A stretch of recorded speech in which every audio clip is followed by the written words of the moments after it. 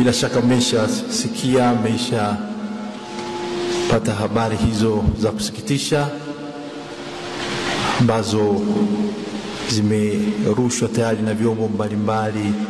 vya mawasiliano, lakini angalau mimi binafsi hiyo ni habari inayonihusu mimi kama kardinali. Nimepata taarifa hiyo rasmi kwamba leo majira ya saa 1:45 asubuhi Baba Mtakatifu Francisco amerudi nyumbani kwa Baba.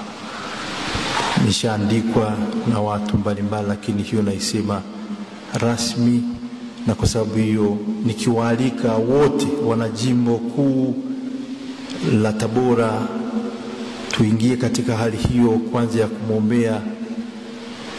huyo ambaye ametuongoza kwa muda wote huo tangu alipochaguliwa kuwa Baba Mtakatifu mwaka huo 2013 na mpaka sasa hivi leo asubuhi alipoitwa kwa Mungu wake. Tumuombee pumziko la milele na tuliombee kanisa letu libaki imara katika huu umoja ambao tumesisitiza daima, na hasa tukiombea sasa yanayokuja baadaye, kuombea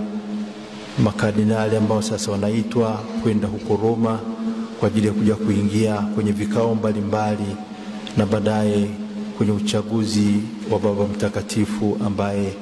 ataliongoza tena kanisa letu Katoliki. Kumbe niwaombe tuwe wote katika hiyo hali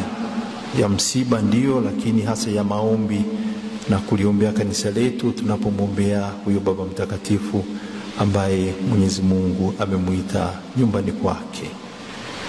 Tuwe imara na tusiumbe,